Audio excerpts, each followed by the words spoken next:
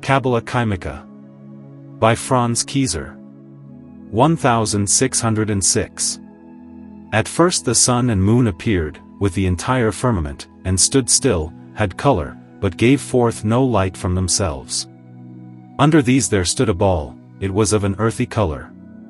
In its center was another little ball, which glistened snow-white.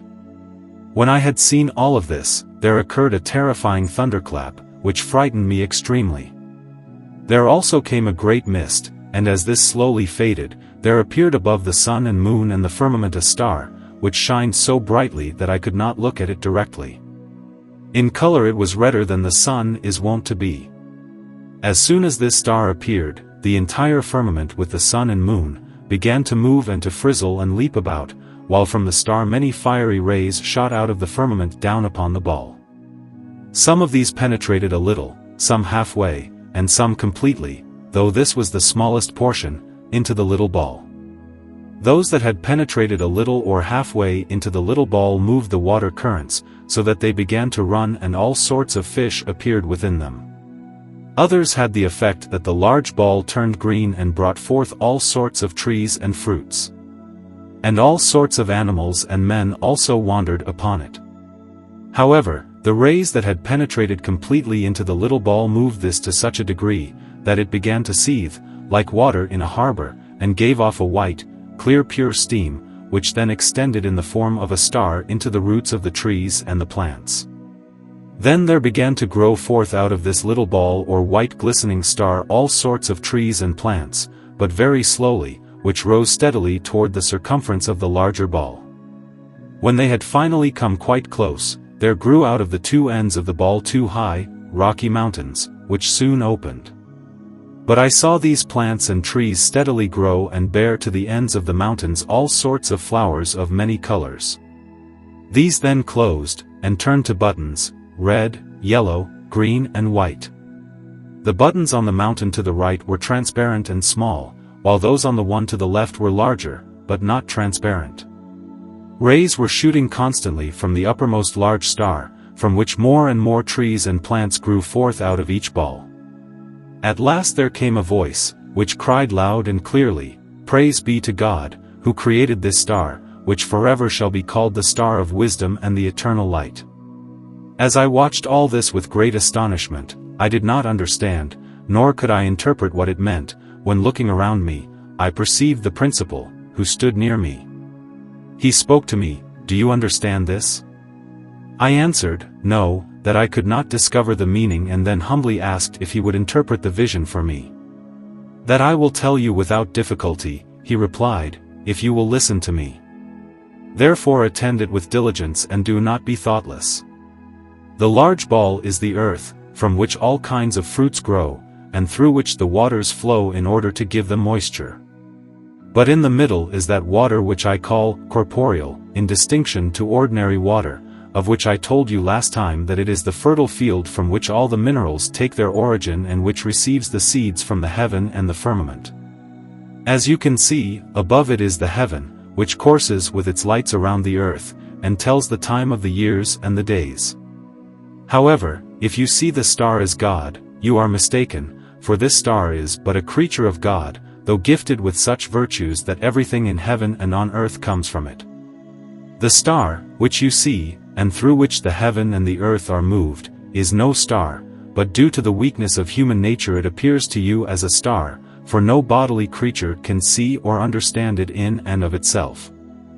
It is nothing other than an invisible fire, an eternal light, which is ordered next to God, over all the heavens.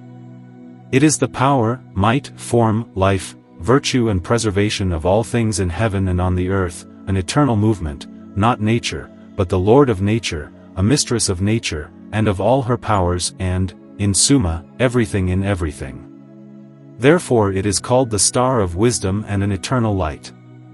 Since it is a light in itself, not borrowed from anything else, but rather imparted to everything, the foundation of wisdom is concealed within it. I cannot tell you sufficiently what power and might is contained in it, and even if I were able to do so, it would be impossible for you to comprehend it, for as little as one can fathom the mystery of God and His majesty, even so little is it possible for you or any other man to investigate this. However, can it not at least be understood that there is a Lord above it, and that it comes from him, and that he has thus demonstrated his almightiness, in order that one can recognize his works?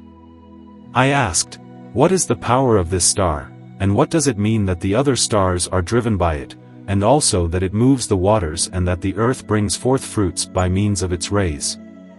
He answered, Almighty God in all of his works is an archetype of the future procreation, such that after he created and made the heaven and earth along with all the creatures, foliage, grass, plants, animals and men, he said, Be fruitful and multiply yourselves. Behold, through these words this invisible fire had begun to dominate, to rule and to receive Sri impression, like that of the heaven and earth but of an attractive astral kind.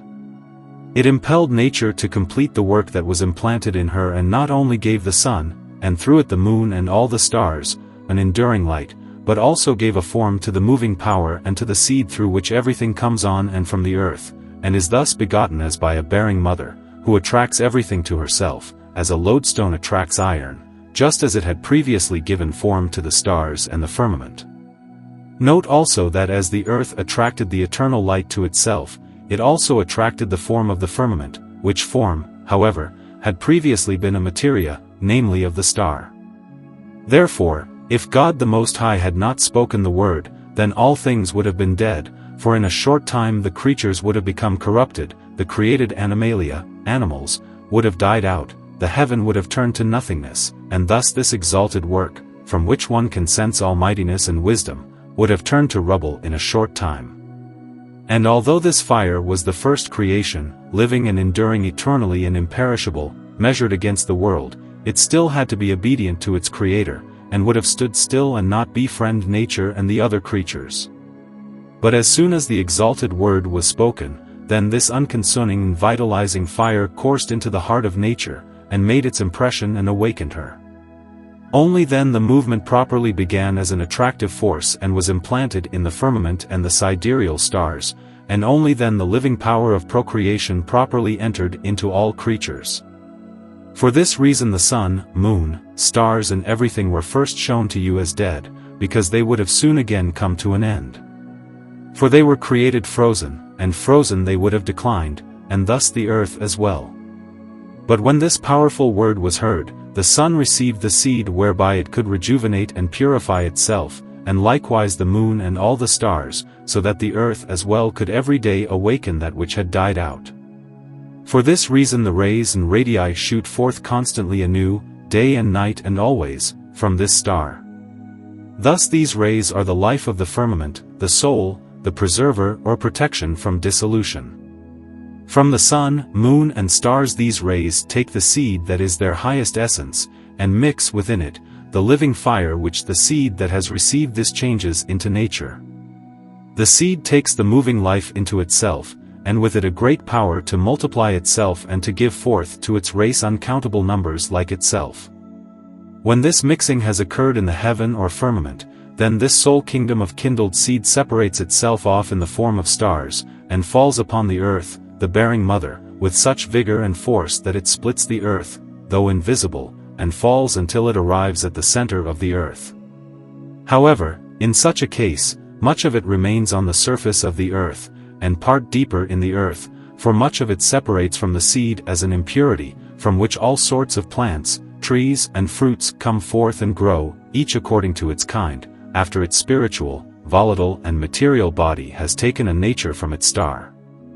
This is the form, as was previously mentioned.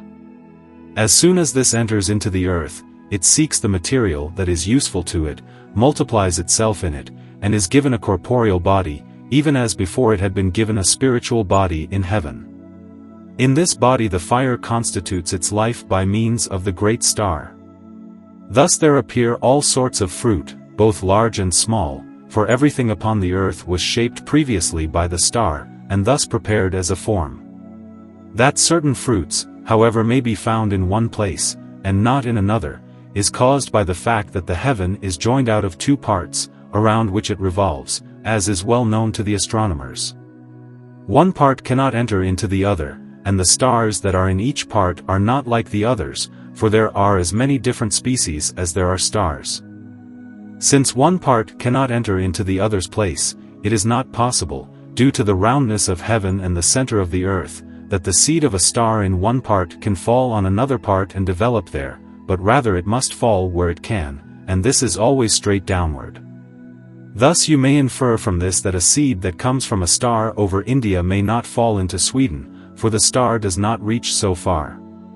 Of course, it is true that a man can carry a plant or a seed to another place and plant it there, and even though its star cannot reach to that place, that it will grow equally well there, but this is due to the inexpressible power of multiplication which is concealed in the spiritual fire, and also to the fact that the seed receives its proper digestion. For again, when a plant grows well at one place and will not come forth at another, this is due to the fact that it cannot obtain its proper materials there. Among other factors, the digestion may be too weak or too strong, for a plant that grows in Arabia cannot grow in Germany, since its nature is to have a strong digestion. Likewise, a plant that grows in Germany cannot grow in Arabia, for it would be burned up there and come to nothing. Thus one now sees how the vegetabilia, vegetables, are born by means of the stars of heaven, and how each has its own influence, how they may die out just like men, and be stained and receive their venena through the stars. Now should we proceed further and see how man is born and ruled according to the stars? In the case of men and animals, however, who have a sensitive life, this has another significance. When the commingling of man and woman occurs, then the astra in the animal or human being rise up, and are so strong that they master the stars, and the stars again master the eternal light, for each materia attracts the form to itself. Thus there occurs the introjection of the stars together with the seed into the matricem, mother. From this comes the movement, so that the male sperm, as the efficacious part, commingles with the female part, working within to make a human being or an animal, according to the form and character that the stars and firmament had at that time. When this body has been finished, then comes the second introjection, that is, the astral, material, spiritual and firmamental body with the life. Now according to the constellation of the stars at that particular time, so the human being or animal proves to be in sensibility and thought. Through this the differences in men and animals may be understood, for someone may be a man in body, but have the disposition of a dog, a wolf or a bear, and some animals, such as dogs, wolves and bears are more fierce than others of the species.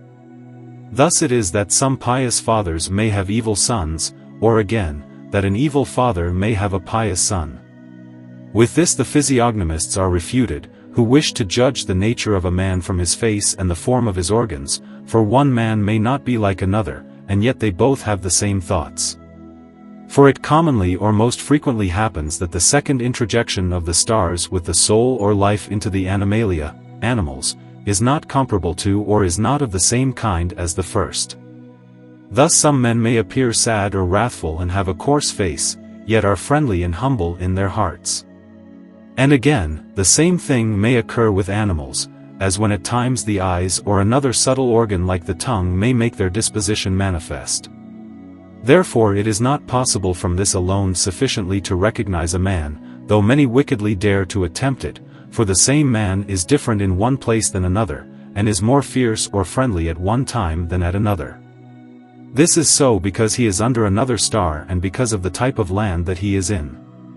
For when the stars and the type of land correspond to his nature, then his disposition and the impression given to him by the heaven is strengthened, but if they are in conflict, then his disposition is distorted and repulsive and at times his body may also be afflicted.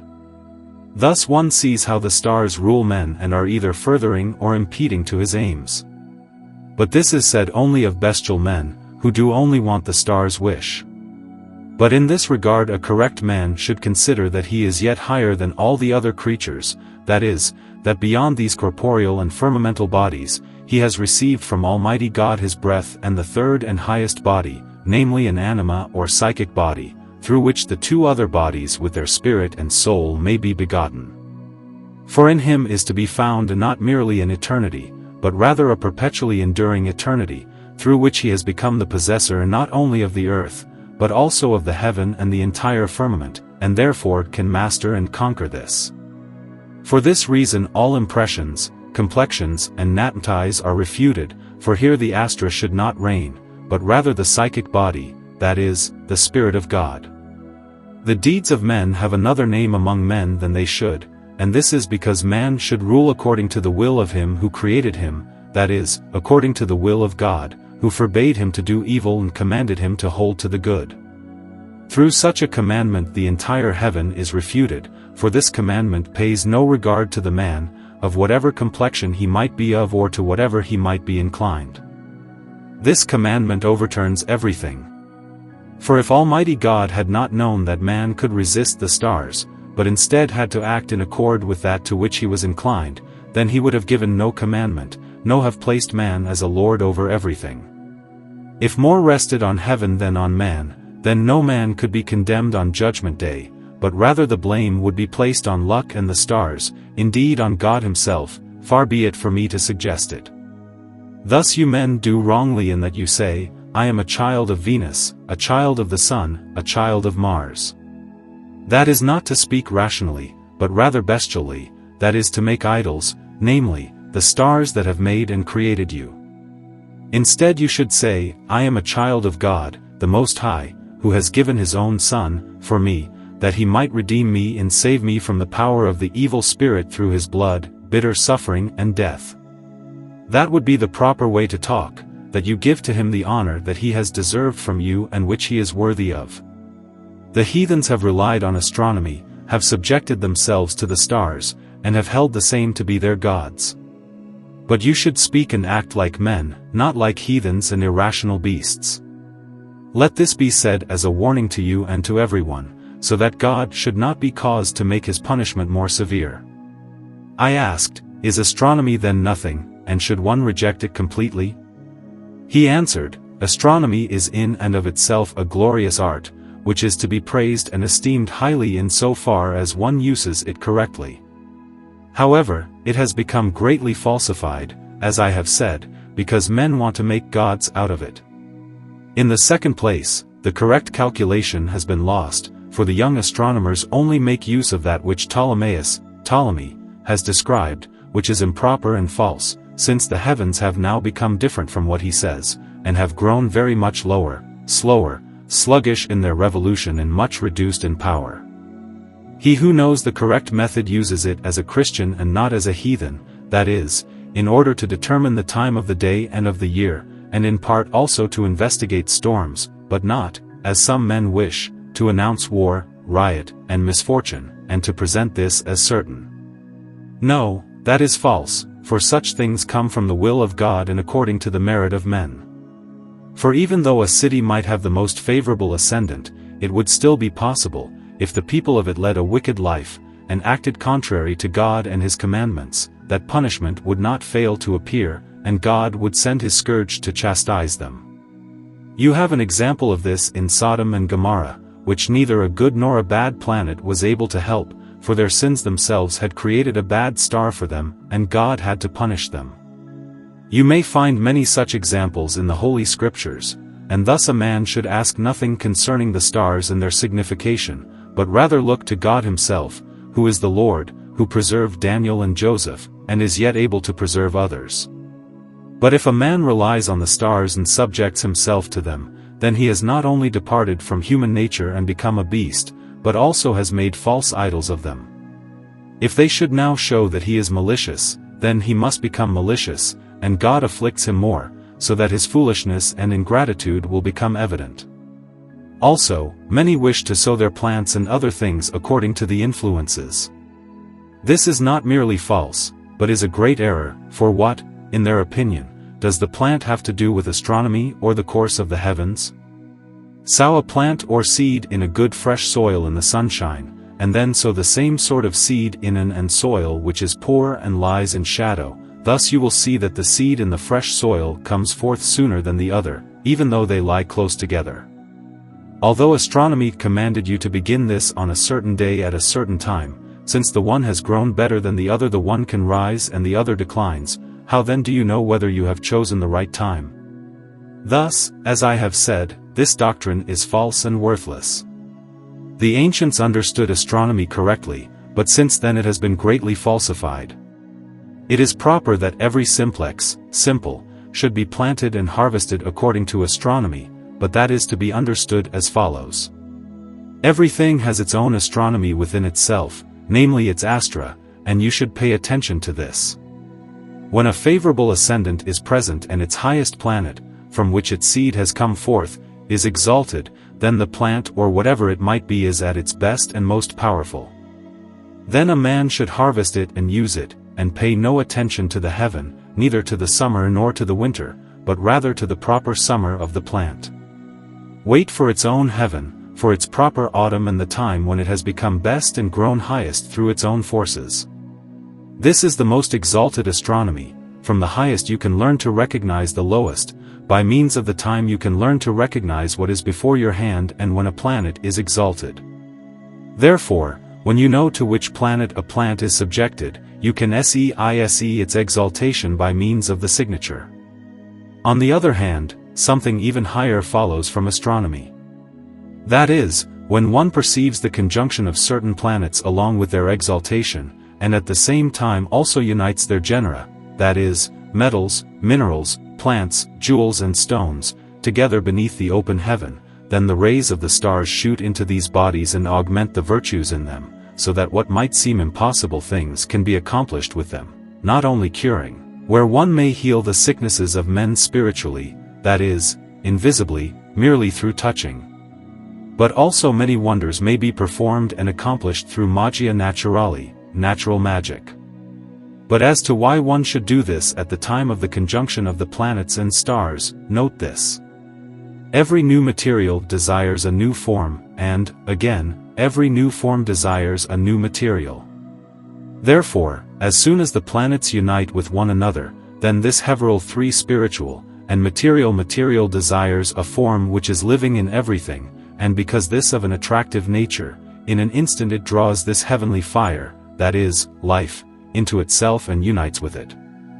Then spirit and soul are mixed with one another and united, thus the earth, which is a mother of heaven, which is a father, attracts in an instant such bodies to itself, so that these two conjunctions thus occur in that instant, from which all things of the vegetable, animal and mineral kingdoms come.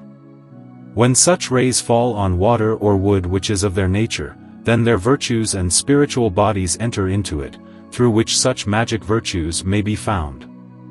Therefore, if by means of astronomy, you know these conjunctions beforehand, prepare your metals and plants.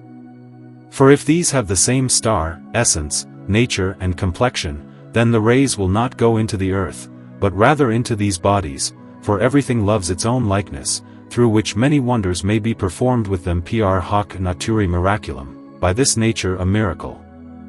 But every philosopher and chemist should also note something else from this, of which it is not necessary to speak. Sat sapientes, sat of the wise. On the generation of minerals and vegetables. In the third place it was mentioned that a portion of the seeds and rays given forth and projected by the star and the firmament, fall into the center of the earth and enter into the little ball, that is, into the heart of the earth. Know now that such rays, which come and shoot so far, are purer, subtler and more spiritual than those which have not been able to attain such depths, and that, in this case, they purge themselves through the earth, as when water is purged by sand. Why? All things have been cursed by God, due to the falseness of the first man, that is, they are as you and all men are, glutted and surrounded by filth and impurity. Thus, when such rays shoot into the earth, the coarser spirit of the seed of the firmament remains in and on the earth, from which there grow all sorts of plants. A portion also falls upon the animals, from which all sorts of sickness come. But the purged rays go through the earth, like a ghost through a wall, and reach the end and the middle point or heart of the earth, by which the earth is sustained and strengthened. For the center is more exalted than the circumference, since the circumference arises from the center, and all the power of the circumference, which in the circumference is widely attenuated, is concentrated in the center. As you can see, in the middle of man rests the soul, the spirit of the disposition, the power and the movement. Likewise, in the middle of the seed of a plant is the heavenly fire and the number of the multiplication. The rest is only a shell and a covering for the powers. Thus in the center of the earth lies the corporeal water or the mineral earth, like a yolk in an egg. It is gifted with the purest and, as mentioned, with the highest, most subtle powers of the earth, for the earth takes such water from it, but it takes nothing from the earth into itself, but rather multiplies itself below and rejuvenates itself like a kingfisher. For the word to multiply was also directed to it, and was imparted to it along with its own fire. Therefore it has its own firmament in itself, and its movement in itself, as you can see from the example of grain. For weigh 1 part of grain, and then at least as much, or however much more you will, of good soil and sow the grain in it. After it has finished growing, weigh each again separately, and you will find that the soil has not been diminished, but rather its perfect weight will again be found as before. Thus it has its firmament in itself, its growth and movement, etc., through which it heats, tinctures, and rejuvenates itself, and is also strengthened in its degree of multiplication. This does not diminish, for although the metals grow out of it, they must once again die, as you see that men are born, but again that men die, and that much water runs out of the sea, but that much comes again into it. Thus, the metals likewise die, but, against this, they grow again. The ones that die leave their bodies at the place where they were engendered, but their soul or power departs from them, and is attracted by that from which it had come forth, for everything goes again to its likeness. Thus you can sense that there is no deficiency in this water, but the feces that it casts off from itself fall into the earth and are of the form of the earth, from which the highest tinctures come. All of this neither you nor any other man has ever perceived, nor could you ever experience or take note of it without the help of me or of one of my companions, who are ordained to this by God. Thus you may well know joy beyond other men. I said, I ask you most kindly to tell me, since you are now on the topic, why you call the little ball corporeal water. He answered, I call it this because I can thus present it to you in a better manner and with its proper name, since you can also see in this figure that it is white and glistening like mother of pearl. Thus it is a water in distinction to common earth, but a body of earth, due to its density, in distinction to common water. These words have not been given it by me in vain. In a little while you shall perceive it better. But let us leave it thus for now. When this pure, purged seed and mineral form enters into the center of the earth, the life of the mineral metals is engendered, and a movement arises because of the unification which this immortal, heavenly spirit desires to achieve with the dead earthly body. It pursues its likeness, which it also attracts to itself from delight and desire, until it finds it, and which it then, in the same instant mixes and unites. After sufficient digestion a tender treelet grows forth from it, shoots into the heights, and attains its branchlets, leaves, flowers and blossoms, and at last its seed, in which all the power of the entire tree resides. This seed is the end, through which one can recognize that it is ready for multiplication, just as one may see this with an ordinary plant. And no matter in what form the many plants come forth, 3 seeds grow from the many seeds, and plus or minus each seed or form attracts a suitable body or material to itself out of the earth according to its nature, for unquestionable the earth has the material in itself. Thus also, all sorts of heavenly seeds fall everywhere and always into the earth from the conjunctions of the stars, by means of their form and through the power of the life-creating fire, from which all sorts of fruit are engendered. For there is no star so small, so insignificant and impotent, that it does not give forth its animalia, animals, vegetabilia, vegetables, and mineralia, minerals, out of itself. Thus it is that, if the star is insignificant and weak in power, irrational men, coarse animals, bad plants and base minerals arise, and vice versa. Thus also, just as many different sorts of plants grow near one another and are harvested together, many sorts of minerals grow near one another and become known through the harvest of miners, where they are then separated from one another by means of fire.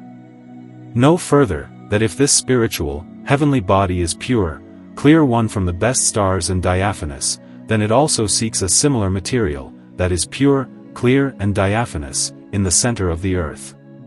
From this there grows a subtle treelet, clear and transparent one which has fine, subtle delicate branchlets that are clear as sap. On the last one the flower that had been opened closes. From it comes according to its nature, a clear, transparent and pure seed. Thus are the precious jewels born, and are colored and characterized according to their reception of the form. This you can see clearly illustrated on the mountain to your right. I asked further, if this is so, then it could be inferred that one may be able to find precious jewels everywhere, since the stars revolve around the whole world, but experience teaches that there are none at all to be found here, but in other places very many can be found. He answered, know that these seeds fall mostly into the hot lands, and that, where the heat is strongest, there this seed, which comes only from the planets and a few other powerful stars, is sown, and purged by the great heat of the sun, such that even before it reaches its material in the center of the earth it achieves its most pure state. And even though the sun shines as intensely in one place as in another, the cold is so great in proximity to the poles that the seed cannot be sufficiently clarified, and even if it were immediately clarified, the digestion there is still too insignificant, for there the heat usually does not remain very long. However, in the hot lands the digestion corresponds to the seed, that is, after the seed is cast from the sun or the stars, it is first purged in the Aries, sphere of air, and then likewise in the earth, which is hot and of an attractive nature. When the seed has cast off all its impurities, it seeks and finds its pure material, according to its nature. There it grows forth with great exuberance, for the sun warms the earth through its strong, steady light, so that the best stones that can be found on earth are engendered. Thus, even though stones can also be found in Germany and in other such places, they are not like these, for all things are nobler at morning and noon than at evening and night. As you know, Arabian gold is far more excellent than Hungarian, and Hungarian more excellent than Rhenish gold, and also in regard to fruit, the Oriental varieties surpass the Occidental in strength and virtue. It is likewise not possible that Hungarian gold could be like Arabian gold for natural reasons, for the digestion is too meager so that in the first place, the seed cannot be sufficiently purged, and, secondly, it cannot be properly matured. Know also, as an example, that when the sun is exalted in its own house, in bright, lovely clear weather, then the seed falls in puncto exaltationis, at the point of exaltation. It is purged, one part remains in the air, one part in and on the earth, and one part goes to the center of the earth. This last part is also divided. The loveliest, clearest, final part, which is most highly purified, mixes with its materials, and from this grows the garnet. Another part, which is less noble, mixes with its materials and from this grows the ruby. A part that is even less noble produces the finest Arabian gold. For all of the diaphanactor turn into stones. Again, one part produces sulfur of which Arabian sulfur, and, after it, Hungarian, are held to be the best. For although many speak of other sulfurs with high praise, those who understand have judged it so. From the parts that have remained on and in the earth grow the best and most noble plants that one can find, among which is that plant called Aladruca or Alachenia, of which much could be reported. It grows high and brings forth red and golden yellow flowers, which are transparent and fatty, like an oil, and are well known to the Arabian peoples. That part which has remained on the earth gives forth gamalii in stones, wood and plants, when all of these have previously been cut off from their roots. That part which has remained in the air gives forth a growth like sheep's wool. It falls upon the earth, is sweet, and is called rumum, though it is unknown to you. There are also many other such things, which it is not necessary for you to know. Thus you now see the power of a single ray, and always when one planet is in conjunction or aspectum trigonum, the appearance of the trigon, etc., with another planet. Note, when its sign changes and it passes into another sign, then its rays always fall differently than before, for which reason there are so many different fruits. Furthermore, when the sun is in its exaltation with Mars, then garnets are engendered that are redder and darker in color, rubies that are brownish and dull, and gold that is reddish and impure. So is it also to be understood in regard to the other planets. In cold lands there grow stones, metals and plants which are not to be found in the warm lands, such as crystal, which must have cold, for this is found most pure, now and then, in the midnight lands. However, its origin is not from snow, as many pronounce, but rather from the mineral water. It is born through Saturn in its cold ascenderate. If it happens that Saturn is exalted in a clear heaven, and is in conjunction with the moon, then you obtain the most beautiful crystals, which are clear, white and pure. But if it is cloudy weather, and Saturn is in conjunction with Mars, then crystals are likewise produced, but these are dull. So is it likewise with other planets of other colors and forms, of which I cannot inform you sufficiently, for you would not be able to grasp all of it. But it is thus that from the forementioned causes sapphires, carbuncles, union, corals and chalcedons come to us, according to the domination and conjunction of the planets, which are not similar to those in the Orient. Thus you have learned how the precious jewels are engendered. You should now note something well from this, since you wish to be an experienced physician, which cannot be more clearly described, so that the traveling scholars, impostors, and betrayers of this art do not learn more about it. If the seed is pure, corporeal, and spiritual, but not fully transparent, that which has separated from it, namely, the crystal, is similar. But these seeds fall rarely, and there are very few of them, and thus it is that so few precious jewels are found, for the heaven does not always permit it. However, the highest power is found in such precious jewels. For among all creatures of the heavenly fire, it is in garnets and rubies that the purest and most delicate power is to be found through a minimal preparation, mixed with the soul of the sun. The next is in the sapphire of the moon and in the emerald of Venus. If it has the nature of its likeness, it grows forth like a tree, produces its branches, that is, its veins, and spreads its blossom in the earth, which can be found in vitriol, antimony, sulfur, marcasite, talcum and cobalt. In these the blossom is pure, delicate, subtle, like sap or an extended and scattered material, and of a much more noble essence than the metal or seed that shall come from it. Similarly roses, lavender, spikenard and other aromatic plants smell much better and are lovelier while they are still in bloom, and most others also give off a much more glorious scent than when one smells the seed or distills it. Thus this blossom is much more lovely and glorious, and higher in strength, power and virtue than its metal. I asked, is this blossom also called the primum ens, first being, of which Theophrastus described so many wonders? He answered, yes, but it is thus improperly named and thought of, for the marcasites, cobalts, etc. are not the prima enta, first entity, nor is that which Theophrastus taught should be distilled from them per sublimationem distillationem, by sublimation distillation, for these are rather the beginning of the seed, which may thus be called the ultimum ens spirituale metallorum vel mineralium, the last spiritual being metallorum or minerals. The primum ens, first being, itself, however, lies hidden.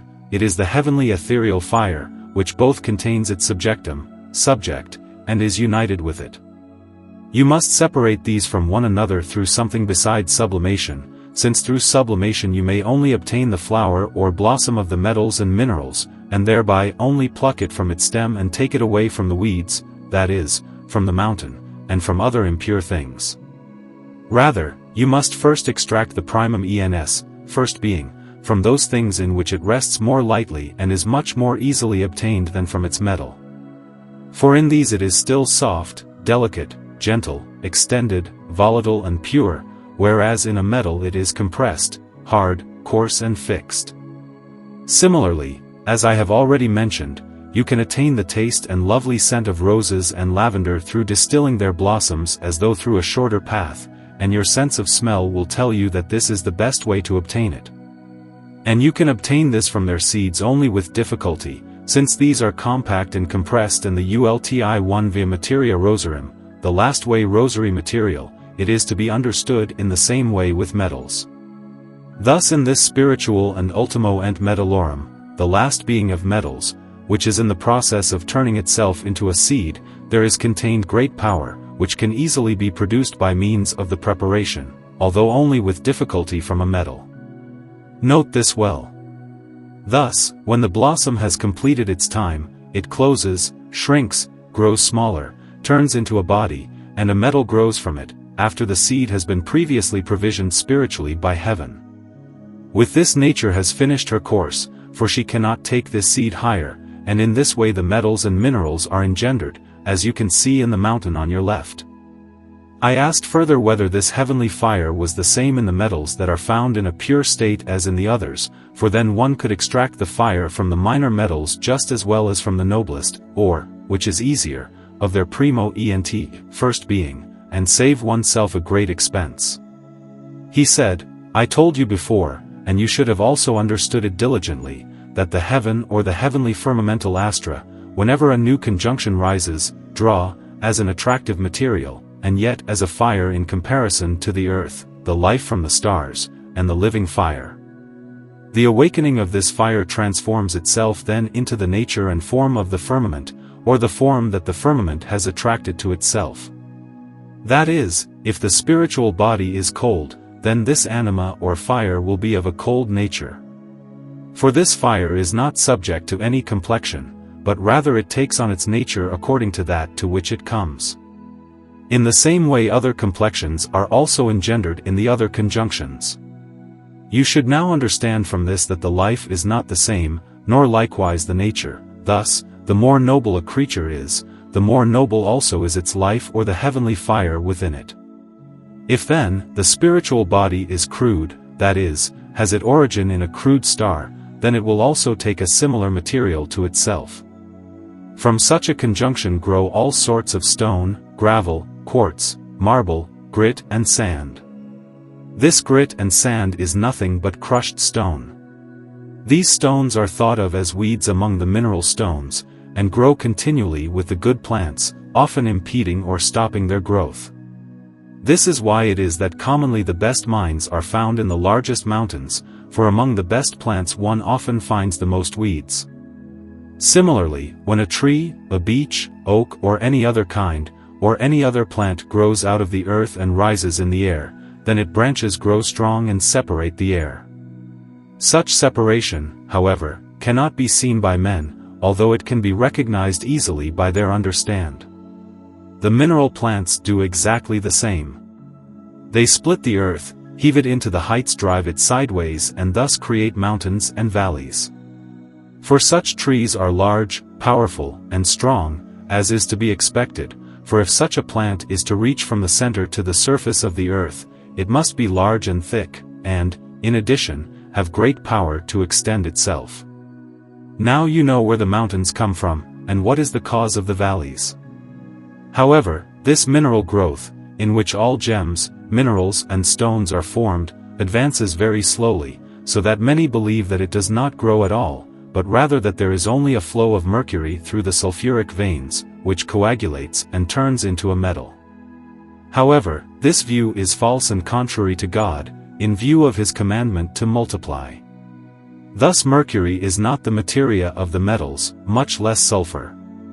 For mercury has its origin in the planet Mercury, and is a growth in the same, for quicksilver is engendered according to the conjunction of Mercury with the other planets, in the manner mentioned previously. Mercury is the most mobile of the planets, and transforms itself into the nature of each planet with which it stands in conjunction, that is, after it has been in the houses of the zodiac that it rules. For it is according to the planet that dominates in a conjunction that the metals are engendered, although they also take on the nature of the planets that are conjunct with it. Therefore, many different varieties of quicksilver are found, one is white, another bluish, one is gray, another blackish, one is sluggish and inert, another swift and lively. Although in itself it is a complete metal, it is often and easily changeable. For just as Mercury can swiftly change itself into the nature and qualities of the other planets, so can quicksilver easily be transmuted and made into another metal, and especially when it has arisen from a conjunction with a planet into whose metal it is to be transformed, or transmuted. Thus, if Mercury is in conjunction with the Sun, and is the ruler of the conjunction, then a mercurial tree is engendered, whose quicksilver has a spiritual solar seed within it. Therefore such quicksilver may be easily transmuted into gold. It is thus also to be understood with all the planets. However, one must be experienced in order to know and recognize what each kind of quicksilver is good for, so that one may make the proper transmutation. For if one were to take the kind that has the nature of silver, or of another metal, then one must first transform it from that nature, and then make it into gold, which requires great effort. For truly the mastery of a spirit cannot proceed by means of a body, but rather this must occur by means of a spirit which is more powerful and strong than the spirit which one wants to master. Thus through luck, in your first attempt you had a Mercury that had arisen from the conjunction of Mercury, the Sun and Mars, in which Mercury was the ruler and dominated over the Sun and Mars. It was from this conjunction that the quicksilver had grown, which you precipitated and then turned into a higher metal. The effort was minimal, because Mercury had dominated over the Sun and Mars, and thus you could easily master it. However, if you had tried to transmute a different kind, such as one with the nature of the Moon and Jupiter, you would not have been able to master it unless you had conquered it first with Spiritus Solis, by the spirit of the Sun. This you should have first considered, and thus I have unveiled your error and ignorance. The sort of sulfur which is also said to generate the metals, is, as was mentioned previously, not the sort that one buys and sells, but rather the kind that comes from heaven. It was called sulfur by the ancients, because of the heavenly fire from the stars, which dominated it. This kind is incombustible and incorruptible. No metal can be made from the other sulfur, without the art, for in itself it is a peculiar growth, and yet is gifted with metallic virtues, which an artist is able to extract. The best of this kind is found in Arabia and Hungary, for they contain the excrement of rubies, carbuncles and garnets. It is as red as blood and transparent, but its preparation is truly not TRML. In itself it has more the form than the material of metals, for the materials come from the stars and are, as I have said, nothing but the excrement of the stars, and indeed, of many different species, black, green, yellow, white and brown, according to the kind and nature of the star. Thus you can now perceive that the ancients erred concerning the generation of the metals, and that no one understood it as well as Hermes. Since the metals grow, as I have said, and have a beginning, it follows that they must multiply themselves. But the ancients err again, in that they pronounce that gold is eternal and imperishable. No, that is false, for everything contains both life and death. Therefore, because gold has received life, it has simultaneously received death. If this were not so, then it could not be destroyed by nature alone, nor by means of the art. But experience has shown it to be otherwise, as you have perceived yourself. Thus gold and every other thing in the world dies, has an end, and passes away. However, as I have said, since the minerals grow slowly, they also decline slowly. For everything that grows swiftly, also declines swiftly, as is to be seen with plants, and also with Mars, Jupiter, Saturn and Venus, for they are devoured and destroyed by rust, that is, by their own embodied death. You men, however, because of your short lifetimes, cannot perceive the death of gold, and thus you have always considered it to be immortal. However, it can never be proven, as many of you write, that gold takes 1,000 years to grow, and this is the refutation of the third error of the ancients. See, in Spain, France and Italy the fruits grow sooner than in Poland, Sweden, Denmark and Germany, and they grow even sooner in Arabia and India. Thus too, the minerals grow sooner in one place than in another, and yet each in one summer, that is, in its own summer. For, as I have said, each thing has its own summer and firmament, and thus each metal is sown in its spring, grows in its summer, brings forth fruit in its autumn, and in its winter again declines and passes away. Therefore no set time can be assigned to a particular thing, and, in regard to gold, it develops at various rates. Furthermore, I must reject yet another error, which is committed by several men, who deem that one metal can be transformed into another within the earth. This is false, for as little as an apple tree can grow out of a pear tree can gold come from silver in the earth. Although certain plants can be grafted into others, what comes of this is a special variety which cannot be found in nature. Likewise, when silver is transplanted, lacer comes from it, but this is not gold, nor any other kind of metal, but rather a peculiar species, which nonetheless has more of the nature of silver than the qualities of the other metals. Thus, one should ignore such gross errors, for each of the metals grows by itself, and none has anything to do with the others, just as no plant has any connection with the others. Even though all of them come from the same material, namely, the earth, and the minerals all come from the corporeal water, nevertheless they do not have the same materia and form, and this must be kept in mind. I spoke to the contrary, but it is evident, in the first place, that one can nonetheless produce gold and silver by means of the art from ore that is poor in quality and often contains nothing or only base metals. From this it can be inferred that such poor metals and minerals may be transformed and turned into gold and silver. In the second place, if the metals should not be transmutable into one another, then the art of changing lead, tin, and copper would not be possible, because the art is an imitator of nature, and does nor can do nothing that nature has not already done before it. Thus alchemy must be false and improper. He answered, that one can produce gold and silver from certain ores which contain neither gold nor silver, and even in which none can be found through a test, is true and possible, but this is not to be understood as you think. For, as I have said, many poor plants grow with the good plants that bear gold and silver, and are intermixed among them, such as copper, iron, tin, lead, vitriol, and antimony. These plants become mature sooner than the plants of gold and silver. Thus they are also sooner corruptible. Therefore, if one harvests the Venus and Mars or the Jupiter and Saturn ores, the flowers of the sun and the moon are often also contained or found among them, and also, at times, the seeds. Thus if one tests this in the ordinary way, there is sometimes a sign of gold, which means that a seed is in it. But if only the flower is there, then the result is negative, for the flower does not have the strength to withstand the powerful fire, as does the seed.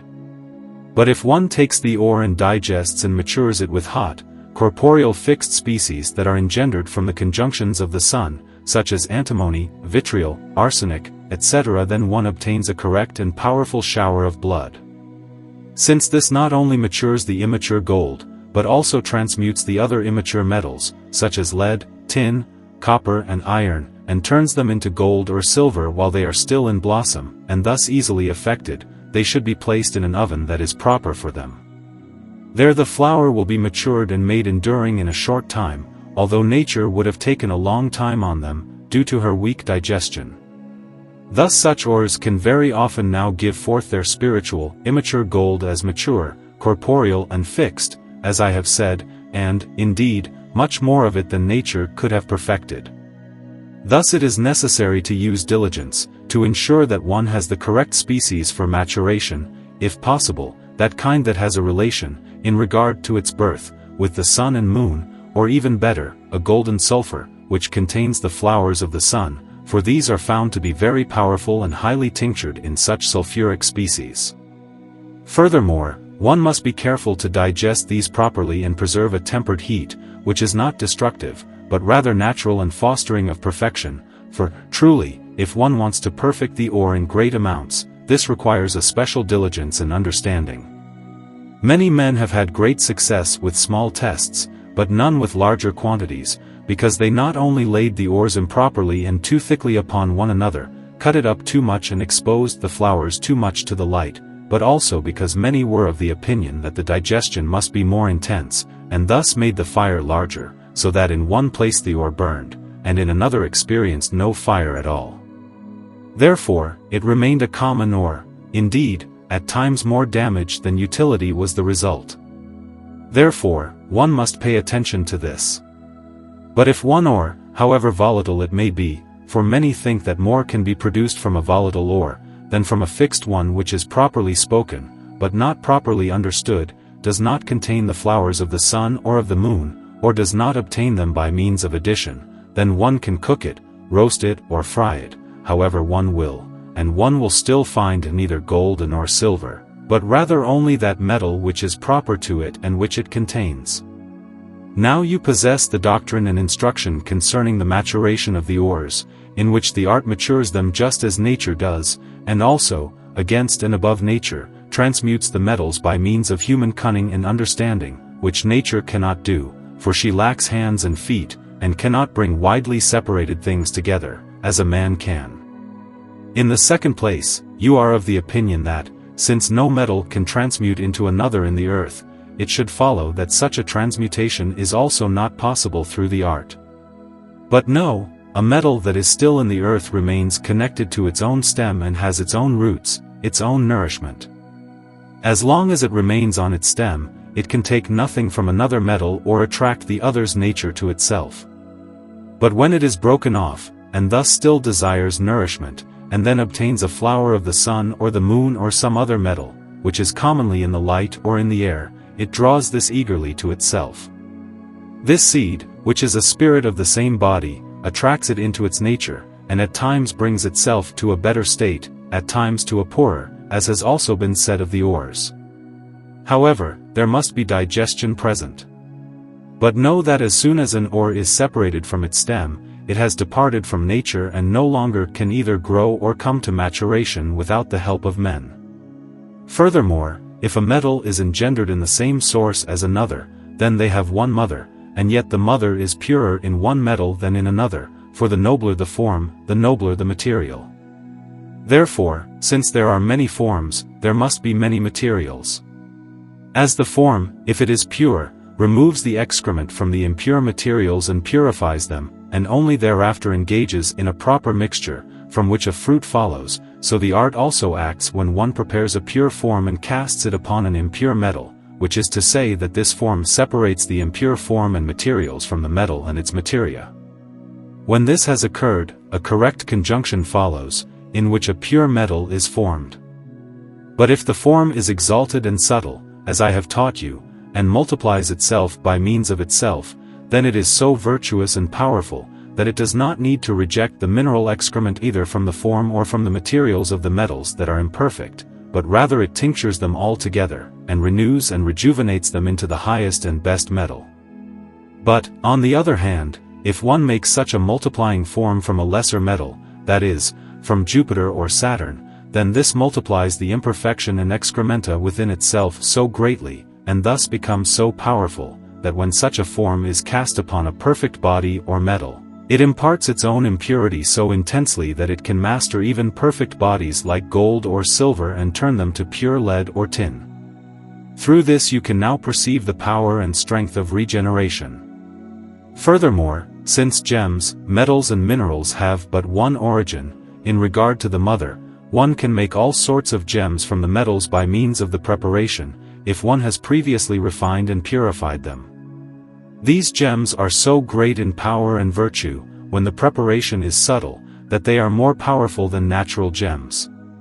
But, on the other hand, if one, through preparation, takes their nature from them, then one can make enduring metals out of them.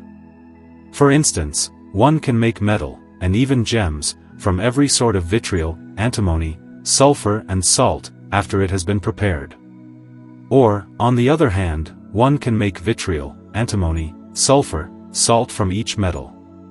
Nevertheless, there is a great difference to be found among such things, for one can find vitriol of Venus, vitriol of the Sun, of Mars, of Saturn, etc., and also antimony of Venus, antimony of the Sun, etc. And likewise with sulfur and salt. And just as there are so many different sorts of minerals, so is it the case with quicksilver, as I have mentioned already.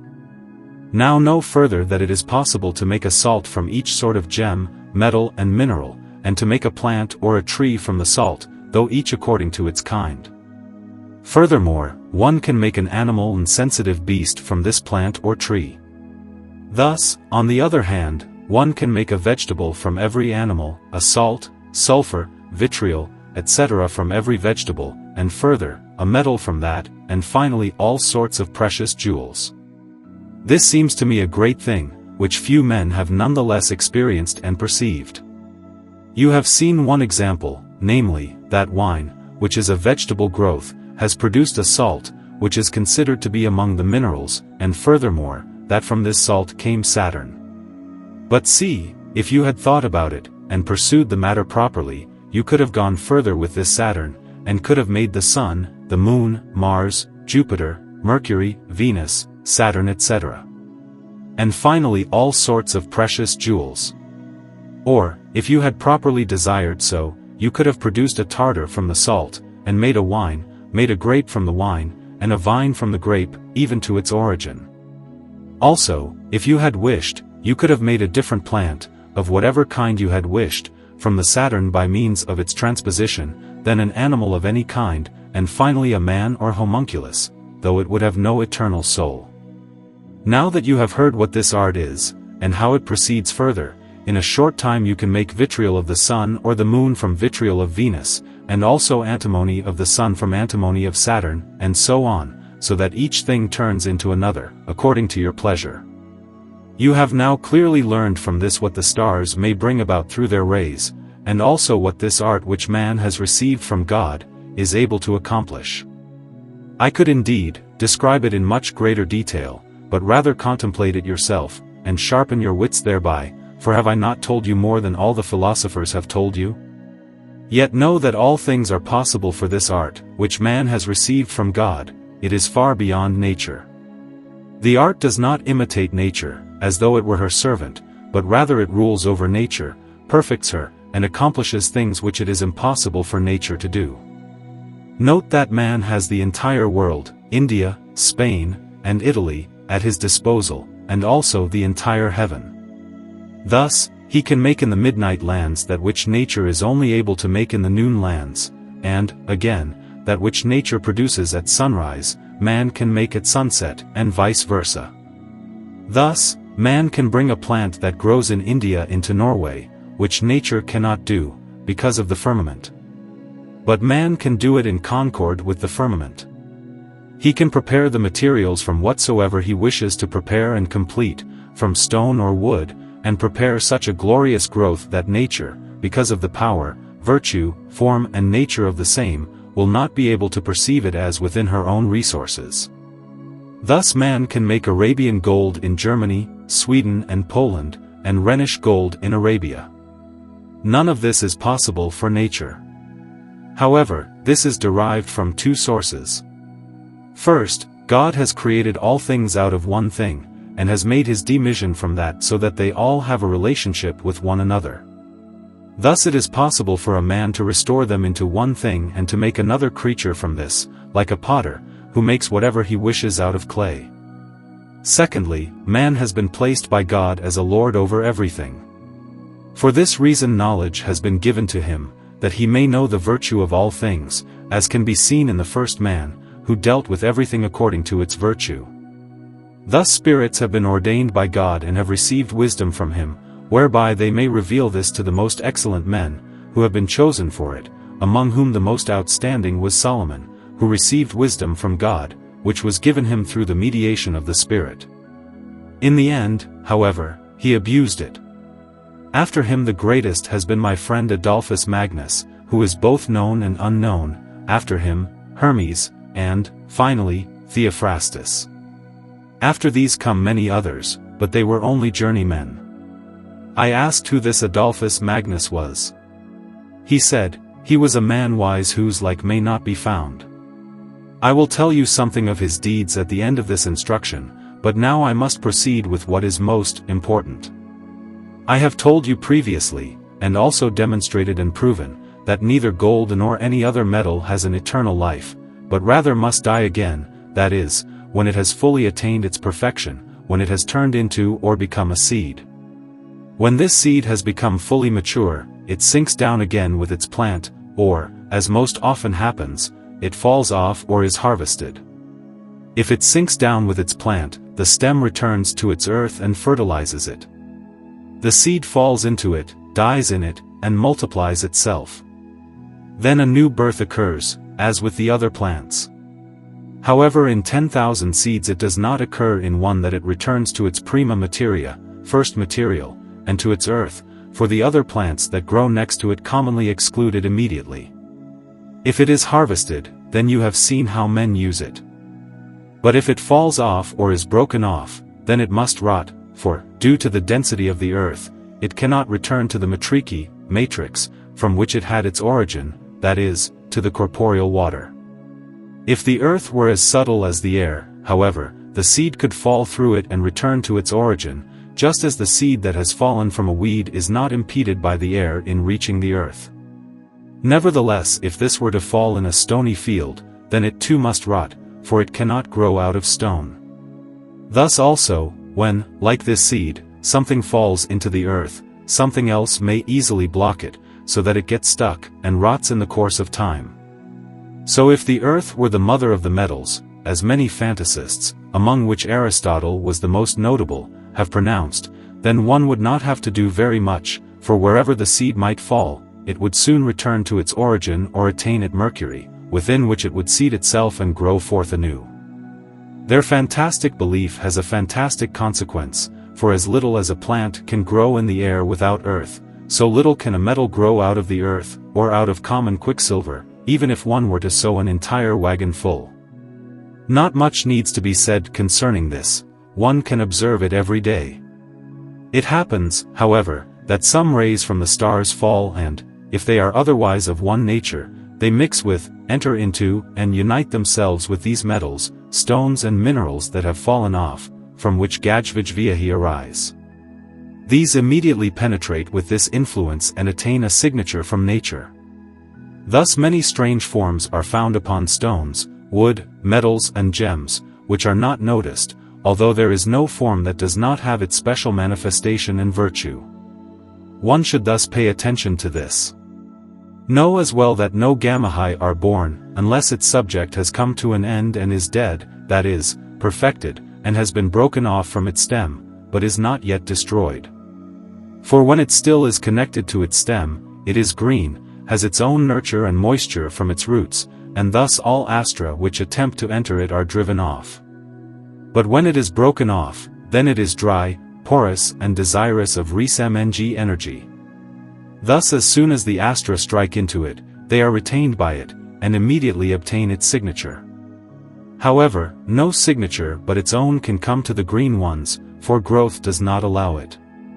Thus you have heard about the dying of minerals, that these cannot attain to multiplication, for the seed rots or is crushed, is driven out by water, ground between mountains, and scattered. From this comes gold dust and pure iron and copper, all of which are seeds that have fallen off. But if the multiplication of the minerals were to proceed and not be so little impeded as the multiplication of the vegetables, then one would find as many metals, jewels and varieties of minerals growing and prospering, as one finds plants. But because the multiplication is unsuccessful, the abundance of such fruits is cut short. Thus you have now heard how animals, vegetables and minerals grow and multiply themselves. You have also received a sufficient account of the art considered in general, that when in a short time, I feel that you will transform yourself, and be silent about all of this, including what I have just said, and keep it secret, then I will explain it to you in specie, and explicate one thing after another, in order that you may know everything, and learn to recognize one thing as well as the next. I replied, I thank you for this exceedingly and will henceforth deal more carefully and cautiously with these things than I have before, but I also ask fervently that you also inform me what the steam and the vapor meant, which arose from the conjunction of the spiritual, corporeal and mineral in the center of the earth. At this he looked downward, and reflected a long time, and finally said, You already have the whole foundation of physics, wait for the proper time and you shall have the rest. You can also perceive from the words I have spoken enough to know what is yet to be understood from this. However, I did not relent, but pled as strongly as possible, until at last, after he had listened to me a long while, he said, I rely on your promise that you will not reveal this to the unworthy, for otherwise the punishment shall apply twofold to you. Know now, that this is the highest and most excellent element of the entire figure, for by means of this we may advance from the natural to the supernatural. However, I must first give you a preliminary instruction. In the first place, you not only possess the comparison of the animal, vegetable and mineral kingdoms with one another, which I have imparted to you in the discussion of transmutation, but also you may learn to recognize through this the highest and the lowest. For instance, the weakness of nature in comparison with the art, for it is not possible for her to have the seed, let alone to prepare it, as a man can, who, by means of the subtle operations and high understanding of men, may obtain the proper primum materium metallorum, primary material of metals, and extract the heart from the center of the earth, not to speak of attaining the eternal fire, all of which is incredible to the ignorant and the foolish. You have always thought that the destruction of the metals comes from the spiritus vini. No, the spiritus vini, the spirit of wine, cannot do this. It is too weak and impotent to carry out such an operation, for it would be too gross that something combustible should master something incombustible. But if the spiritus vini, the spirit of wine, is transformed, then it is no longer spiritus vini, the spirit of wine, but rather something higher, and then it can do this. But in regard to where this transformation should come from, know that all vegetables and animals receive a particular inferior impression and influence from the center of the earth, and that they have concealed this within themselves, which impression is as subtle as the vision of the eye, such that a man cannot grasp it. And yet it is a fire, and one can use diligence to understand it. Therefore, note it diligently, and with great understanding. You know, as I have said, that when I have united the invisible fire and the life and the movement with the sidereal stars by means of the attractive nature of the firmament, and thus that a spiritual body has come from the ethereal fire and the astral air, then afterwards this first spiritual conjunction is able to achieve transformation, that is, to the corporeal or mineral water, from which all gems, minerals and metals have their origin. Due to the strength of this spirit, a great movement and trembling occurs, as you can see in the figure, which makes the water warm and steamy, and makes the best, most subtle part, from which otherwise precious jewels would grow, spiritual. Just as when water is warmed, the best part escapes as steam and the rest, that is, the coarsest part, resolves itself again to water and falls to its origin, so here also, one part will take on something from the form and the spiritual body will transmute itself into the best precious stones, and its excrement into the best metals, whereas the other part, which the form was not able to master, steals on the gentlest breezes of the earth into the heights, purges itself like water through sand, and leaves all its impurities behind in the earth. These, because of their weight, sink again in the ground to their origin, but the subtle steam does not slacken, for because of its movement, it is ever more driven, ever more impelled, and driven forth by means of the earth and natural heat until it has attained to the roots of the vegetable kingdom. And, since these are of Sri attractive nature even without it, for they are always suckling the earth, this spiritual steam seeps invisibly into the roots, distributes itself throughout the plant and unites with the most delicate spirit of the plants. Here it remains and is sustained by the fiery body of the spirit. One plant is better and of a more attractive nature than another, among which, I recognize the grapevine as the most excellent, for although this is not of a strongly attractive nature, it is very subtle and pure. Thus it suckles only the highest essence from the steam, and rather a lot of it in comparison with other plants, ignoring the inferior parts, which seep into the other plants. However, one part of the remaining steam that has not entered the plants goes through the earth and enters men and animals, which also possess a living attractive power, and thus rests invisibly in them. Now listen and open the ears of your understanding. If one takes such pure vegetables or animals, although none is to be rejected, for though the steam is purer and more abundant in one than in another, the impure can be made equal to the pure, and by means of subtle operations bring them to the point that the animal or vegetable with the mineral spirit or steam is caught in a watery body, and then separates the mineral spirit from it with great care, for in comparison with other things there is very little of it, although it has a most exalted power, brighter and clearer than day, then this spirit will bring the animal or vegetable essence to the point that it is the same as it, if you so desire. This is the foundation of the entire art, that the spirit of the vegetable or animal should depart from its combustibility, and become imperishable or immortal. This is the key that opens all doors, and here you have the correct primum materium, primary material, of gems and metals. But if I consider it correctly, this is not the prima materia, primary material, but rather the threefold extraction in essence from the prima materia of gems. Therefore, you should praise and thank God the Most High in eternity that He has considered you worthy and has given you understanding, so that you might obtain the deepest things of the earth for your use. Here further concerning the prima materia, primary material when it has previously been turned into a liquid, and is unlocked by means of the incombustible, not the common, vegetable spirit, then you can dissolve gold, silver, and all minerals and gems in it, and melt them like ice in warm water. You can destroy them, kill them, and make them new again. You can visibly obtain the heavenly astral spirit, as a lamp in which the eternal fire and the power of the highest star of eternal wisdom dwells, and see it, grasp it, feel and sense it, like an unconsuming fire, shining day and night beyond the radiance of the sun, moon, stars, garnets and all fire.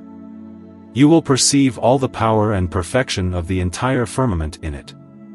May this be a great thing to you, you creature, that you can obtain the highest thing, exalted over all the heavens and the deepest thing in the earth by means of the art, and in a short time, whereas nature takes long to achieve it, and, due to its subtlety, cannot hold a candle to you. If you now unite this super-heavenly unconsuming fire, which is higher than everything, with the most highly purged body, which is lower than everything, and make one thing from these two red and white glistening stars, by means of the hermaphroditic spirit, created from two natures, that is, from heaven and earth, for which reason it is white and blue, and has the correct diameter to bring the two outermost poles together and to make a new circle from this conjunction, which will endure through all eternity, and of which much more could be said. Then you will have the power of the highest and lowest things. Listen diligently, for such matters are communicated very rarely. In the first place, you have the soul from the heart of the earth, for, just as the heart is the noblest organ in man, and yet is only a housing and seat for the soul, so this corporeal water is the heart of the earth and contains all the power of the earth within it. Just as a seed in an apple contains the whole apple and all of its power within itself, for a tree and an apple can again come from this seed, but from the apple without the seed nothing can come, so is this water full of all power and virtue and the life of the entire earth. However, you should not take this, but rather something higher, namely, its soul, its spirit, not the soul from which the metals arise, no, but rather the corporeal soul, which comes from the body of the garnet. Here in the vegetable kingdom you have the pure soul of the garnet, not its body, for this cannot rise far enough, but rather its soul, I say.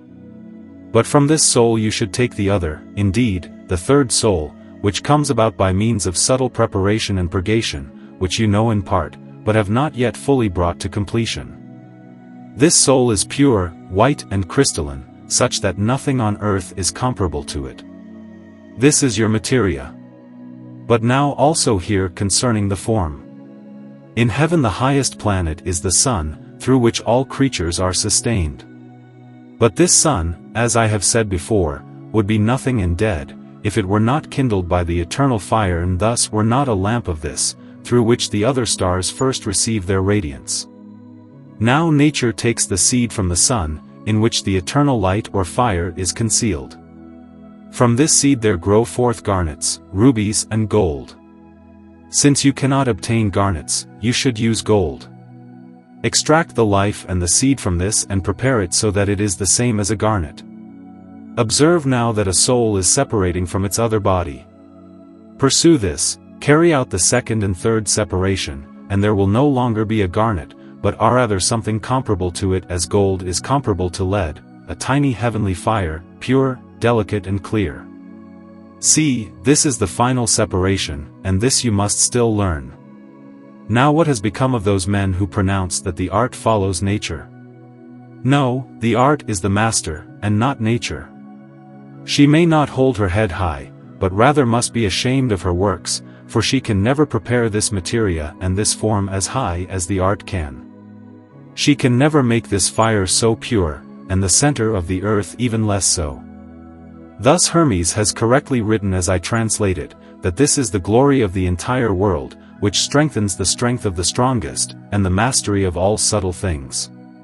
Behold, with this you may cure all vegetables, make all unfruitful trees fruitful, and turn winter to summer and summer to winter. That is, in winter you can have all the plants which are otherwise only provided by summer. Indeed, you can make a tree bear fruit 5 or 6 times in a year, you can make a good plant from a bad one, a young fresh tree from an old rotten one, a bitter apple sweet, turn pears to cherries, and cherries again to pears, and thus transform all plants and trees into one another. In the second place, you can turn all imperfect metals into good ones, that is, into garnets, rubies, emeralds, pearls, etc., or to gold and silver, and indeed, into so many of these, that you are not able to express the amount. For one part will tincture not merely 10,000 parts, but rather several 100,000 parts, and this by means of multiplication. In the third place, you can liberate men from all diseases, turn an old man into a young one, and make a healthy man from a sick one. You can transform the mind and thoughts of men, and make the most pious man from the wickedest knave. And whatever you might think of all of this, it is not great but rather insignificant in comparison with what follows, for the words of Hermes have not yet been sufficiently explicated. Listen, for now we will advance to the supernatural. This is the key to open heaven and earth, that you may enter into the highest firmament of heaven, into the center of the earth, and into the depths of the ocean. You can see through every mountain, valley, leaf, grass, animal, man, etc., and in short through everything, as though you were looking through a piece of glass. You can learn the characteristics of everything, for everything hidden will be revealed to you, everything will humble itself before you. You will be capable of everything, you will master heaven and earth, all spirits will be obedient to you, they will have to serve you and do your will. You can also come to know everything, both present and future, as much as God permits, which means you can create the world and receive the power of the same. However this may seem, it is knowable, for it is magic and supernatural. As I have already said, when you are granted the success of attaining the completion of the natural, then you may go on to experience the supernatural. Thus you now possess what I have taught you, and, considering how poorly you have dealt with it before, guard yourself against this, and be warned. After I had considered and contemplated all these matters, and had also listened diligently to his abuse, which had lasted a long time, it seemed to me that I stood upon a thorn or a sharp stone, and saw these visions in a deep valley. Then I heard something rustling behind me, as though someone were wearing a silken garment. Suddenly I grew afraid and looked behind me. There appeared an old ice-gray man with a long beard that reached to his belt. He was wearing a long black garment. In one hand he held a compass, in the other a carpenter's square. As he went wordlessly past me, toward the ball, he grew ever taller and larger, until the ball reached only to his belt, although it was really higher than a house, and his head reached to the sun. Then he set his compass in the center and circumscribed the ball, so that it became perfectly round. After this, he placed his compass on the carpenter's square, and spoke. It is 1 times 3 multiplied by itself. Then he placed the compass again on the top of the ball and measured the distance from this to the firmament, and again from the firmament to the highest star. He cried with a terrible voice, "This is 1 out of 4 separated by the 3. Next he drew 2 lines from the uppermost star to the ball, such that they intersected one another, so that a triangle was formed. After this he made a quadrangle from the center with the compass, such that one corner was at the center of the ball, and a white dove sat on the opposite corner, which he called the spirit of the conjunctions and the vivificationists. But the 2 remaining corners were united with the 2 corners of the triangle. Then a flame of fire shot forth to the lines made by the triangle and remained there. Up from below there came a white glistening star, whose rays spread outwards and intermingled in the middle of the quadrangle. This star grew blood-red and shined so brightly that I could not look directly at it. It had a 3-fold circle or halo around it, the innermost ring golden yellow, the second red, and the third blood red. The light from this star grew so intense and powerful that the uppermost star, and the sun and the moon of the firmament lost their radiance and turned blood red. Likewise the earth lost its greenness, and everything turned red, for a fire shot forth from the star, which burned up the ball together with the entire firmament, so that nothing more remained, neither sun, nor moon, nor anything in heaven or on earth. After this the star split in 2, like a mirror or a round disk, and a new ball appeared in it. This was bright and transparent and green as an emerald. Above it stood the sun, also transparent and very bright, indeed, much brighter than it had shined before. The entire firmament was there as well, but it did not revolve. Then the old man cried, "Praise be to God, for evil has now been suppressed, and truth has again been revealed. Delight, you children of light, the darkness has an end. The sun shall never set again, but rather it shall shine on you from eternity to eternity, and shall never more be darkened," and then he vanished. Then the principal said to me, "Observe and note this figure well, which for you is the meaning of the entire work. In this the whole secret of secrets resides, in natural as well as supernatural things, which are not possible for men to comprehend. But if you are pious and have faith in God, then you will master all of this." The principal spoke further, "Until now you have learned what the art is capable of beyond nature. Now let us see what the Summa 16 Arcanum, lifted the secret, is, that is, the lapis philosophorum, philosopher's stone. Then you will see hereafter how far from the mark and the middle point the ordinary philosophers have shot, although they have written many large books about it, which some of them in our time often cannot understand themselves, and yet still attempt to translate into German. Therefore, may you and everyone else come here, I say, everyone. Here you shall find the true foundation, and from it learn better to understand the other writings of philosophy." I asked, "What then is the lapis philosophicus, the philosopher's stone, and what is its foundation?" He answered, "The lapis philosophorum, philosopher's stone, is a microcosm, created through regeneration or rebirth, in which the perfected essence of the uppermost and the undermost stars has found its place, as in the center. For one part of it is taken from the highest vitalizing center of heaven, which is its superheavenly light and incomprehensible fire, through which the heaven, stars, planets and all elements have their lifelight, movement, power and endurance. The other part, however, comes from the undermost, purest transparent center of the earth, which is a corporeal water, and imparts life, power and efficacy to the earth. If these two widely separated centers, from which all the powers of the world flow, are joined together through the art by means of the spiritual hermaphroditum or heavenly diameter, and united with one another, then from them the stone of the wise is compounded, as soul, body and spirit, in which the highest and lowest powers of heaven and earth are enclosed and comprehended. For this reason, because of its nature, it may be called the true, regenerated and reborn microcosm, and, as a plusquam perfectum, more than perfect, or more than perfect being, which rules the entire world, it may also properly be called the Lord of the macrocosm, or the greater world. For it is an exalted and excellent mystery of the world, whose body, soul and spirit are purely purged and regenerated animi, the soul, or rather quinti essentiae, fifth essence, taken from the center of the hearts of the highest and lowest worlds, in consideration of which its body is an anima, the soul, or quinta essentia, fifth essence, as likewise its soul and spirit are, according to the nature of each, which have been purified for the third time to the highest degree and separated from their corruptibility.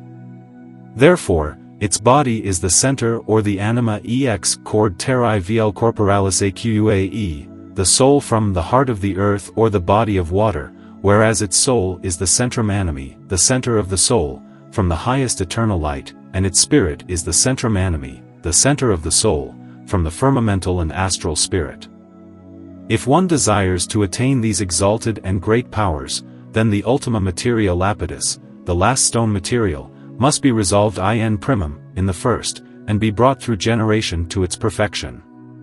For the materia which is prepared only through common solution and coagulation does not belong to this work, because this is no regeneration, but only a purgation, through which the body is washed clean, to a certain degree, like a cloth, but nevertheless remains in its old being and state, still subject to corruption and impotence. Therefore another solution is required here, indeed, a water so divine and imperishable, that it can master the elements and rule over them. From this the vegetables and minerals are engendered, as from the prima materia, primary material. It enters their innermost center, seeks their life, and separates it by means of its powers from the other dead organs, putrefies it, brings it from potential to action, and then again vegetates and vivifies the dead body, and unites it with its soul and spirit, through which their life and their powers increase greatly, and finally attain their first true perfection. For only when the body is robbed of its soul by the spirit, and these two are purified and then again joined together and united, does that which before was dead become a regenerated, new and vitalizing body, which then resurrects in all clarity, snow, white and clear, no longer subject to corruption and mortality, but rather an immortal, psychical, DMNE and clarified body, which brings forth manifold fruit with great virtues and powers. Owing to its causes, this regeneration is nothing other than a separation of corruption and a restitution of imperishability, a removal of death and a restoration of life, an abolition of the elemental and a replacement of the DMNE powers, and finally an extirpation of evil and an awakening of the good and advantageous being, indeed, a death and dying of the reigning unfruitful elements and the life of the repressed, immortal, DMNE might and strength. For, as before in the old, natural body only corruption, death and the impure corpus, the body, had dominion and power, and oppressed both the soul and the spirit, usurping their power. Thus in the newborn body, clarified to righteousness through this power, dominion is restored and given again to the soul and the spirit, in which the life dwells. These two illuminate and ennoble the body, and make it like them in glory, dignity, power and might, to the extent that henceforth the three rule simultaneously with one another, and demonstrate and manifest their great deeds and power. Such is the rebirth of a new, spiritual and tempered being, an enduring, spiritual, psychical and superheavenly might, an immortal and imperishable power, which far surpasses the old being, and is also no longer subject to nature, but is grounded and exalted over her to the extent that, through regeneration, new virtues and a new all-powerful eternal life will be introduced. That is, although the body was previously inert, coarse, impure, dark, corruptible, weak and impotent, through regeneration it will become like the soul and spirit, vital, volatile, light, penetrating, pure, subtle and clear, full of power and might, immortal, incorruptible, potent and active, in order to turn imperfection to perfection and thus to sustain it. Therefore, regeneration consists of three operations. First, in the killing of the body, that is, when it is resolved into prigvium materium and made like this, that is, vegetated, and the vires that sleeps in it is awakened and brought to activity, in addition to which its soul and spirit are taken from it by means of generation. Secondly, in the purification of the body and the spirit, that is, when the external, impure, corruptible elements are removed from them, and on the other hand, the internal, invisible, hidden, incorruptible and DMNE elements are given to them. Thirdly, in the conjunction, when the pure soul and spirit are poured again into the pure body, which is thereby brought to life, and the three are united with one another, clarified, and made enduring and equally powerful. Thus Hermes has said, Aufur ei animum et red el animum, take away his soul and give back his soul, in which, along with his salve et coagula, loose and curdle, he has comprehended the whole method of the philosophical work. The reason for regeneration is that because the Lord God cursed the earth, that is, the elemental, corporeal and undermost part of the world, due to the terrible fall of Adae, and subjected it to corruption, neither the vegetable nor the mineral kingdom, nor also the animal kingdom, could again attain their original happy state and powerful nature without it, and much less could they achieve their lost perfection. And since the philosophical regeneration is nothing but a purgation and separation of the good from the bad, that is, of the soul, the highest part, within which there is life, and then the spirit, and finally the body, which is dead in comparison with the other two, thus, the soul as well as the spirit and the body must have previously been separated from their corruptible nature, so that subsequently these three may become pure animi, the soul, or quinti essentiae, fifth essence, in the philosophical work.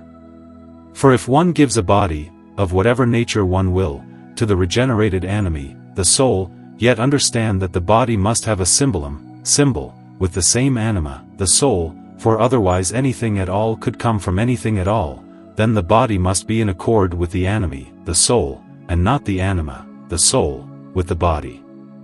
The reason for this is that the life in the anima becomes an ever-enduring life when it is regenerated, and the old body in itself is dead by contrast.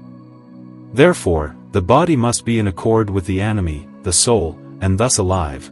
Indeed, it must become an anima, the soul, when judged against its old condition, so that this should not be called a body that one can see, but rather the hidden thing that is brought forth from the same, and is introduced into sublimation by means of the spirit, so that in contrast to the common body it is said to have become a corporeal spirit. Thus too, when we speak of a spirit that is regenerated, it is no longer a common spirit, but rather has become a psychical incorruptible spirit. And, in summa, the entire philosophical work is nothing other than the creation of a new heaven and a new earth, in which the heaven is drawn downward and the earth is lifted above itself, raised into the heights and set in the place of heaven, so that this proceeds in a like manner to how the Lord God acted in the creation of the world. For in the beginning, when the Lord God created heaven and earth, everything was merely a water, which was the prima materia, primary material, in which heaven and earth with their entire host were comprehended, together with the abyss of the earth, through which they were surrounded with darkness, void and made deep without power or life. For this reason Democritus was perhaps led to constitute his atoms, as a watery vapor, smoke or resolved water pro principiis reron for principles. Above this water, which is the purest and best part, the Spirit of God, which is an imperishable fire and life, hovered, and preserved the same. But he forsook the abyss of the earth, which is the most unsuitable and dead part, and drew the powers of light and life only from the earth into the water, so that even in the beginning, through the Spirit of God, a separation occurred in the solution and putrefaction. Thus the Spirit of God surrounded only the water, that is, the uppermost, most powerful and best part, and enclosed it with his almighty power, but left the impotent and dead part lying in the abyss of darkness. Since one essence and life is comprehended in this solution of all creatures, the Spirit of God, like a hen, with her chicks, properly looked after it and covered it with the wings of its almighty fruitfulness, and strengthened and matured it for the increase of its perfect light of life. Since, through the Spirit of God, everything was matured in this solution and putrefaction, and apportioned to its perfect and efficacious state of life, there followed a true essential separation, that is, in that God, by means of the command of his almighty word, first separated the most clear, most subtle, most powerful and most purified water, which surpasses the clarity and radiance of all crystals, and called this, because of its incomprehensible radiance and inexpressible clarity, the light.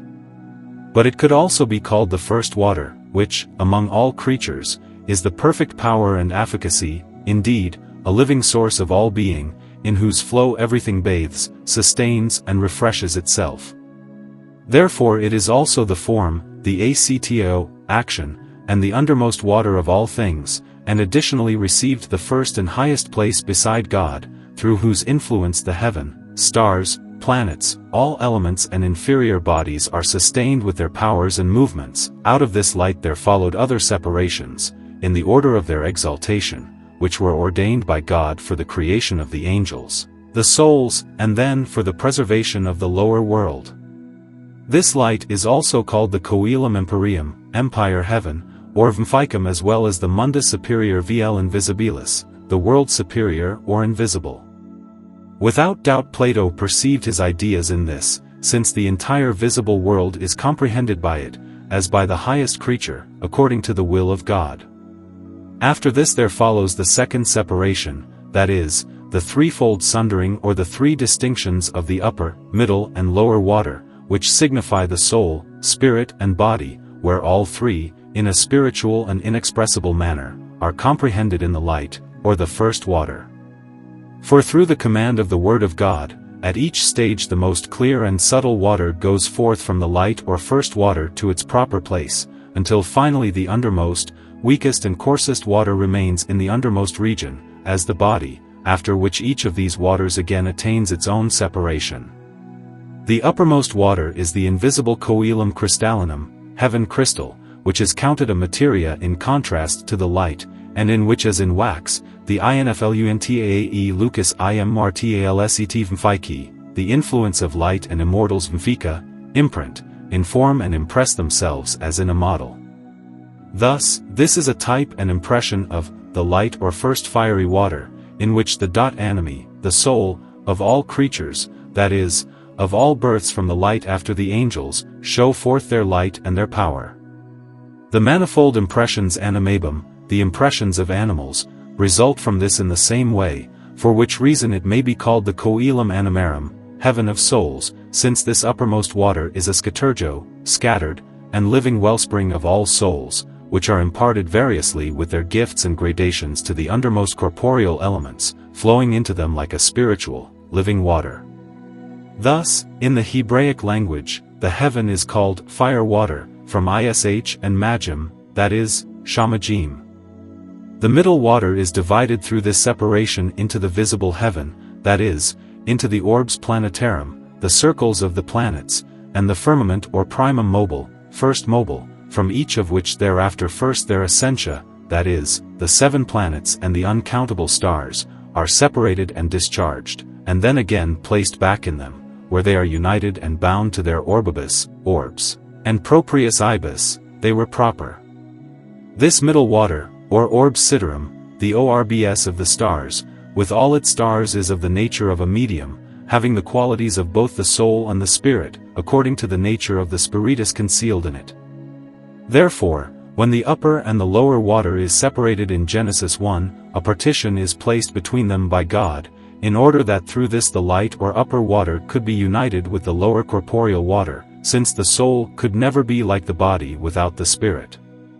Thus, the vivifying impressions of the light or upper water first enter into the middle water, which is of both a corporeal and a spiritual nature, with which the spiritual body is suffused, which finally lets its nature and qualities flow into the lower water, and thus bestows upon it a harmonious body. Thus the spirit is an invisible water concealed in the visible, and the soul is a fiery incomprehensible water comprehended in the spirit, that is, in the invisible water. The lower water is corporeal and is subdivided into the 4 elements, each of which is further divided into vegetables and animals. In comparison with light, fire is only a water, and thus the pure earth was also in the solution, and was a water, but in this case a coagulated water. It was clear, diaphanous and radiantly unsullied before the fall of Adae, immaculate and full of power, life and soul. Even after the corruption it still has a corporeal, pure, potent water concealed in it, but in external appearance it is nothing now but a coagulated, impure, dark water. For after the fall the lower waters, within which the uppermost, immortal powers had been deposited, and were immediately caught and permeated, were subjected to the curse and corruption, and deemed duly afflicted with death. He, who knows correctly, how to separate and disjoin this, that is, the immortal part from the mortal and corruptible part, and how to restore the incorruptible part to its old condition and essence, imitates God, and has 3 sorts of forms and materials come from this, 3 sorts of activity and passivity, 3 sorts of soul, spirit and body, also 3 sorts of means of the upper, middle and lower, and, as a consequence, 3 sorts of separations and influences.